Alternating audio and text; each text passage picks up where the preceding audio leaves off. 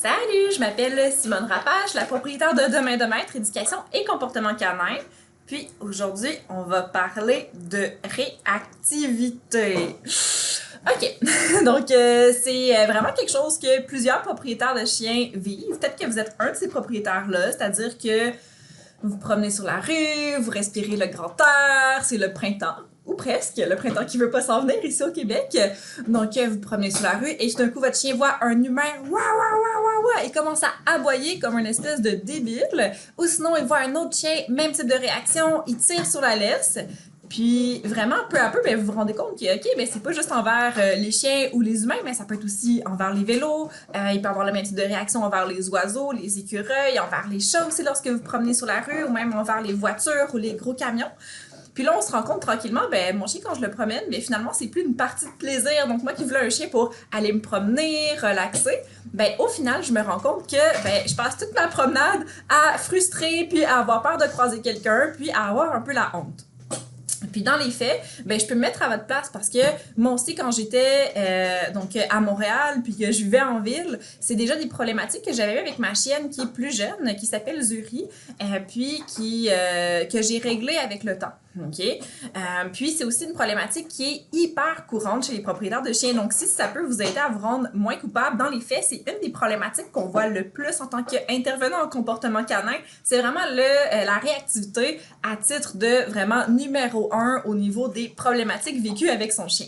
Donc, comment ça peut être vécu, la réactivité? Ben, c'est le chien qui aboie, qui charge, qui tire sur la laisse, puis finalement que durant les promenades, il y a des réactions qui sont à nos yeux, disproportionnées. Je vais pas entrer aujourd'hui dans le pourquoi du comment par rapport à la réactivité, pourquoi c'est créé, mais je vais vous parler dans le fond des 5 erreurs à absolument éviter. Okay? Donc, dans les faits, ça devrait déjà pas mal vous aider à faire en sorte d'avoir des meilleurs résultats avec votre chien lors des promenades parce que vraiment, vous allez éviter les 5 trucs qui font en sorte que ça empire le plus les réactions de votre chien puis que ça fait que par la suite, il réagit de plus en plus puis que finalement, vous vous ramassez dans une espèce de cercle vicieux où votre chien commence à réagir de plus en plus longtemps, de façon de plus en plus intense, puis surtout par rapport à de plus en plus de choses. On en vient à l'erreur numéro 1, mais qui est en quelque sorte tout à fait normal. Qui est normal pourquoi? Parce que un peu comme notre chien qui va souvent réagir pour faire cesser des situations qui sont désagréables à ses yeux, ben nous aussi on veut que ces aboiements-là, que le fait de tirer sur la laisse, ben on veut que ça arrête, puis que ça arrête maintenant. Ok? Donc on se montre impatient, puis qu'est-ce qui se passe? Ben on punit notre chien. Donc on peut en venir par exemple à utiliser le collier étrangleur, le collier électrique, utiliser des techniques qui font peur puis qui font mal à notre chien. Donc, ça ici, c'est, à vrai dire, une réaction qui peut être normale de la part des propriétaires de chiens. Mais dans les faits, donc, qu'est-ce que ça vient créer à long terme quand on utilise ce genre de technique-là avec notre chien? Ben, c'est que souvent, la réactivité, ça va être créé par la peur. Donc, imaginez que vous vous promenez sur la rue, puis là, vous voyez, je sais pas moi, qu'est-ce qui pourrait vraiment faire peur? OK? Moi, j'aime pas les poissons des abysses. OK? Donc, je trouve que c'est vraiment dégueulasse, puis que ça fait super peur. Donc là, je me promène sur la rue, puis là, je vois un homme mi-poisson des abysses, mi-homme, plein de sang, vraiment dégueulasse. Puis tout d'un coup, ben là, vu que j'ai super peur, ben je commence à crier. Puis, ben justement, je me promenais avec un ami en laisse, donc il y a des journées comme ça qui sont vraiment étranges. Puis là, qu'est-ce qui se passe? Ben c'est que la personne, ben elle tire sur la laisse puis elle m'étrangle. Donc moi, si j'ai réagi, ben c'est parce que j'avais peur. Puis là, tout d'un coup, ben là, on se met à m'étrangler. Donc au final, qu'est-ce que ça vient créer? C'est que dans le meilleur des cas, qu'est-ce qui va se passer? C'est que votre chien, il va arrêter d'aboyer parce qu'il a plus peur de vous que par qu'est-ce qui se passe sur la rue, OK? Puis ça veut dire que vous y avez vraiment fait peur ou que vous y avez vraiment fait mal à mon chien. À votre chien, pardon. Vous ferez pas mal à mon chien, certain. Donc, sinon, ben, votre chien il pourrait aussi réagir parce qu'il est frustré. Donc là, il voit vraiment un ami au loin, il veut vraiment y aller, il trouve que c'est pas assez rapide, qu'on avance pas assez vite. Fait que là, il commence à aboyer de toutes ses forces. Puis là, ben, qu'est-ce qui se passe? Ben, on l'étrangle, OK? Donc, on peut revenir à moi, par exemple, encore une fois. Il y a une de ces journées-là, comme ça, où je me promène avec mes amis en laisse sur la rue, puis je fais semblant que je suis un chien, puis que je vois des choses que j'ai envie de voir au loin. Puis tout d'un coup, ben, je sais pas, moi, je vois quelque chose au loin que j'ai vraiment envie d'aller voir hyper rapidement. Donc, par exemple, ça pourrait être Jason Momoa. OK, donc là, je vois Jason Momoa au loin, OK? Je me fais rire moi-même, désolée. C'est ma plus belle qualité.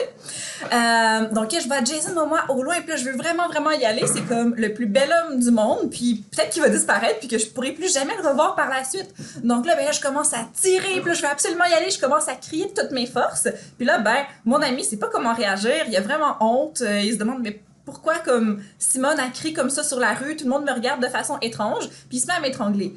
Donc ici, ben, je serais super frustrée, puis je pourrais en venir jusqu'au point de faire mal à la personne qui me retient ou qui me fait mal. Okay? Donc à ce moment-là, c'est la même chose qui peut se passer avec bien des chiens qui en finissent par frustration, à se retourner puis à mordre leur propriétaire ou parce qu'ils se sentent irrités parce qu'on leur fait mal. Puis c'est qu'est-ce qu'on fait dans les faits?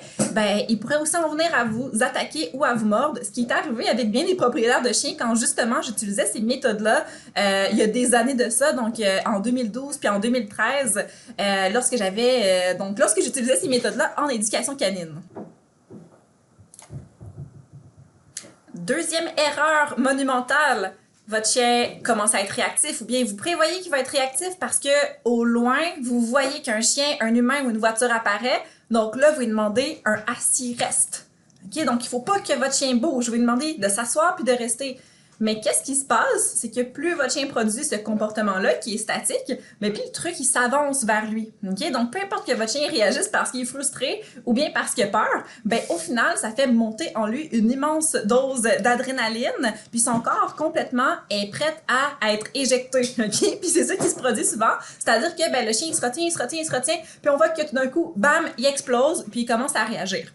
Donc, c'est pour ça que qu'est-ce qu'on va davantage demander à l'animal, ça va être des comportements qui vont lui permettre de bouger, voire de s'éloigner. Dans les cas des chiens qui vont être frustrés, ça va leur permettre vraiment de relâcher cette bouffée-là au niveau de l'énergie qu'ils ont accumulée. Puis pour les chiens qui ont peur, on va les faire bouger, mais on va aussi les faire s'éloigner de leur source de peur. Pourquoi? Parce que ça va être notre nouvelle façon de leur montrer comment interagir avec leur environnement. C'est-à-dire qu'on va leur apprendre que, ben, si tu as peur de quelque chose, oui, en effet, tu peux lui faire peur, ça va partir, mais aussi, qu'est-ce que tu peux faire? C'est qu'on peut s'en aller aussi. Puis ça aussi, ça fonctionne. Donc, avec le mouvement, en reculant avec le chien, c'est ce que ça nous permet de faire. Donc ça, en plus de vous montrer une erreur à ne pas faire avec votre chien, je vous ai ici donné un truc. Donc, c'est un petit bonus secret, c'est juste pour vous. Petit truc par rapport à un chien qu'on voudrait mettre en contact avec d'autres chiens, ce que je vous conseille, c'est de regarder, ben, c'est quoi la distance à laquelle il réagit, après combien de durée au niveau de l'exposition envers un autre chien, un nouvel humain ou une voiture, il va réagir. De faire attention à ça, puis ça va être quoi aussi l'intensité à laquelle il va réagir, peut-être à certains humains, à certains chiens, bref, notez tout ça, puis essayez de rester à l'extérieur de cette zone-là pour que votre chien puisse bien apprendre. Parce que si on essaie de réhabiliter ou de traiter notre chien ou de l'entraîner dans ce contexte-là, bien tout ce qui va se passer, mais c'est souvent qu'il, oui, même s'il réalise certains exercices, vu qu'il est en état de stress, ça vient diminuer à quel point il va venir mémoriser les exercices qu'on va lui montrer. Donc, aussi bien lui apprendre des choses dans un contexte qui va être moins stressant, moins difficile pour lui ou moins frustrant pour lui. Comme ça, il va apprendre beaucoup plus rapidement et ça va aussi être moins stressant et moins frustrant pour nous. Donc, quatrième erreur, c'est de vouloir aller trop vite pendant les entraînements. Okay? C'est pas parce que votre chien réussit une fois à regarder un autre chien sans aboyer ou à regarder un humain sans aboyer que c'est venu le moment de se rapprocher de la dite chose. C'est pas parce qu'il a l'air... Donc, il a l'air bien aujourd'hui, puis que votre chien a toujours eu peur des humains, ben que là, on va aller lui faire sentir des humains. C'est pas parce que, ben là, ça fait 1 heure qu'on se promène à côté de notre chien, puis que ça a l'air de bien aller, puis que notre chien est neutre, qu'on peut le mettre en contact sans laisse avec l'autre chien, par exemple. Donc, c'est vraiment important d'y aller tranquillement, puis d'y aller au rythme de notre chien. Donc, à ce titre-là, j'ai un programme de formation qui est offert sur domaine-de-maître-académie.ca, justement sur la réactivité, qui vous montre toutes les étapes, puis quand est-ce que votre chien est prêt à passer à l'autre étape. Mais sinon, vous pouvez vraiment vous faire accompagner d'un intervenant, et ça, de n'importe quelle école, OK? Assurez-vous juste de faire affaire avec un intervenant en comportement canin qui utilise des méthodes qui sont positives, puis qui sont progressives pour l'animal, puis qui respectent son propre rythme. Puis sinon, donc la dernière erreur à pas faire avec son chien réactif, c'est ne pas être à l'écoute de son chien. OK? Donc, c'est hyper important le langage canin, c'est hyper important de reconnaître c'est quoi les signaux de stress, de tension, de frustration. Puis c'est souvent dans les micro-signaux, dans les petits signaux que nos chiens vont nous donner qu'on va pouvoir aller chercher toute la nuance dont on a besoin pour pouvoir mieux le comprendre. Souvent, je suis assez étonnée à quel point les chiens semblent bien nous comprendre, nous les humains, ok? Même s'ils comprennent pas les mots, ils comprennent bien nos intonations, nos postures, nos mimiques. Mais pourtant, nous, est-ce que des fois on arrive un petit peu à les écouter? Donc, vaut bien beau des fois avoir tendance à murmurer à l'oreille de notre chien, mais est-ce que nous, on est capable de venir percevoir qu'est-ce qu'ils essaie de nous communiquer? Donc, à ce titre-là, souvent, les signes de tension de nos chiens, ça va être, par exemple, vous voyez que votre chien se promène sur la rue, donc il est tout calme, puis tout d'un coup, bam, il relève la tête, vous voyez qu'il y a des oreilles qui viennent s'ériger sur son crâne, puis que sa bouche se referme, il devient super tendu. Ben, c'est souvent à ces moments-là que votre chien va commencer à réagir par la suite. Puis, sincèrement, si votre chien est réactif, allez vous promener, puis dites-vous que pour une promenade, tout ce que vous allez faire, c'est observer son comportement puis observer son langage. Puis regardez quand est-ce qu'il est plus détendu, quand est-ce qu'il devient plus tendu aussi, regardez les signaux qu'il donne avant de réagir, puis tout ça, ça va être des indications pour par la suite être capable de changer son comportement. Donc déjà là, si vous êtes capable de regarder c'est à quoi déclenche votre chien, si vous êtes capable aussi de regarder c'est quoi son langage qui est précurseur de réaction, puis aussi son langage qui signifie son bien-être, le fait qu'il est plus calme, qu'il est moins frustré, ben tout ça, c'est vraiment des bons pas sur la voie de la réhabilitation de votre chien. Petite note aussi, donc de fin de tutoriel sur les erreurs à éviter avec son chien réactif, ben on offre aussi une formation gratuite qui s'appelle Introduction au comportement canin, où j'aborde justement toutes les notions de langage canin de façon gratuite. Donc je vais aussi vous mettre le lien en dessous du vidéo.